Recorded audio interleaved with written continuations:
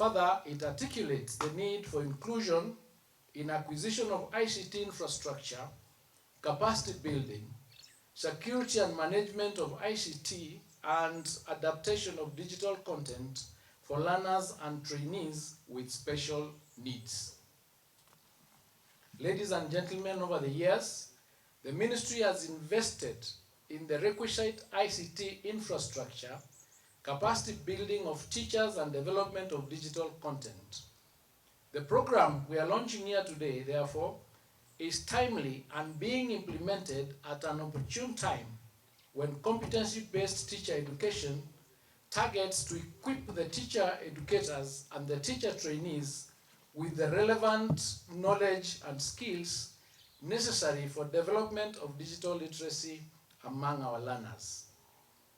The National Strategic Sector Plan, the NESP 2023 to 2027, emphasizes the need for educational institutions to utilize information communication technology as a pedagogical tool to enhance teaching and learning. Consequently, the role played by ICT infrastructure in ICT integration in learning, training, and e-assessment cannot be overemphasized.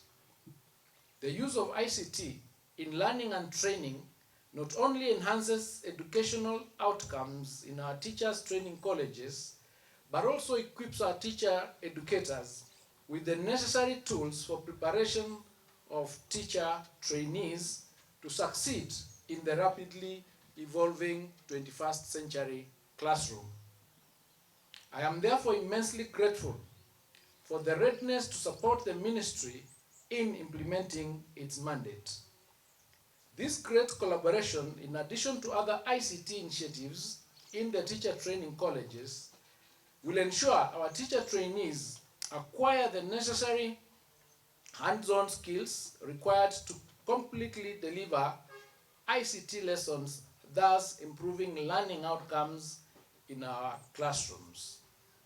The chairman has clearly indicated here that we might have the gadgets, but if we do not have the teachers who are properly skilled, then those gadgets will not be utilized for the purpose for which they were meant. So it is critical that in our curriculum, the training of our teachers in literacy and ICT becomes imperative, especially because of the technological changes that is taking place in this 21st century. As you are aware, this 3-year program runs from 2022-2023 to 2024-2025 and is being implemented in 3 phases. Phase 1 targets 8 TTC that were identified based on regional representation, covering trainees with special needs. Furthermore, this phase included establishing an ICT training center at the TSC headquarters, which is complete, and another ICT training center is to be constructed at the Ministry of Education Jugo House headquarters. I must underscore the fact that the implementation of this program is aligned with the policy on information and communications technology in education and training 2021. This policy provides a framework that guides ICT integration in education and training. It stipulates strategies for access to ICTs, capacity development, safety, security, and other ethical issues. The policy envisages a transformed education system that stimulates critical thinking, creativity, and innovation to meet the challenges of the 21st century.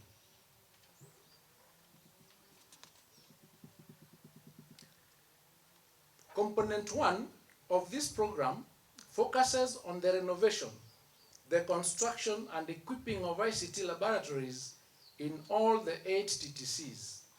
I am delighted to report that construction and equipping of the Kericho and Garissa teacher training colleges and renovation and equipping of the Machakos, where we are today, the Asumbi, Eregi, Egoji, Kamwenja, and Shansu Teachers Training Colleges is complete.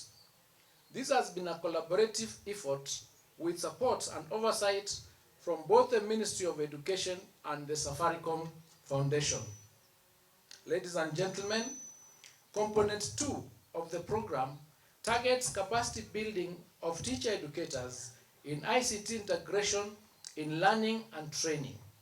We look forward to the implementing partner conducting comprehensive training sessions to foster innovative teaching pedagogies that harness the influence of ICT in improving learning outcomes. Today, we celebrate the achievements of the first component of Phase 1 and look forward to the upcoming phases of this great initiative that we are launching today. Ladies and gentlemen, the impact of the Scaling Digital Skills program extends beyond today's launch. It lays the foundation for future where every teacher trainee is expected to own the digital competency for classroom practice that develops and nurtures digital literacy among future generations of learners. In conclusion, I extend my gratitude to all the stakeholders involved. These include the Ministry of Education and its agencies, the Safaricom Foundation, the college principals, the teacher educators, and staff at the teacher training colleges. Today, we start a transformation journey that is intended to enhance the quality of education and empower the teacher educators and teacher trainees to remain digitally competent for the future we want for our country. The teachers require the parents to keep bringing certain things to school for training. So I'm impressed that this particular college is already training the teachers who are going to teach CBC and other subjects on how to use available, locally available materials. So congratulations. Lastly, I want to thank Safaricom Foundation for the lab. And I was impressed also that it is a comprehensive lab that students who are both enabled in different ways are able to use those particular computers, and they are able to do their work, including the last exhibition that we witnessed, where speed was being tested. And as much as I tried, I wasn't able to win even one answer. I'm going to try and practice a bit more. I think it's Karuri. Is it Karuri? Yeah, it kept on winning. We need to check. But thank you so much for the good work that is being done. And you know, in a country where we have so many challenges, every time we have something good like this, it encourages us that we are on the right track and we need to continue.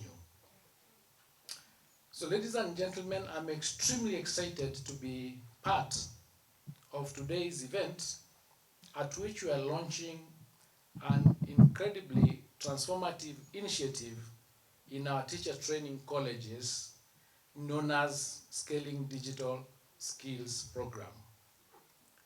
We are launching this program under collaboration between the Ministry of Education and Safaricom Foundation, together with Vodafone Foundation.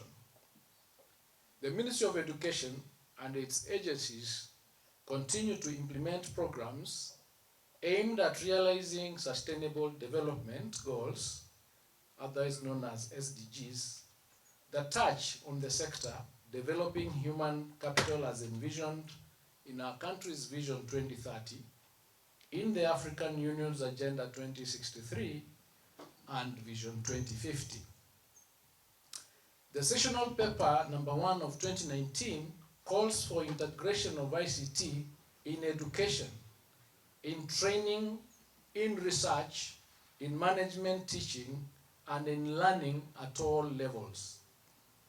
It underscores the utilization of ICT in transforming education and highlights the challenges of access, the challenges of quality, the challenges of relevance and equity that the education system faces.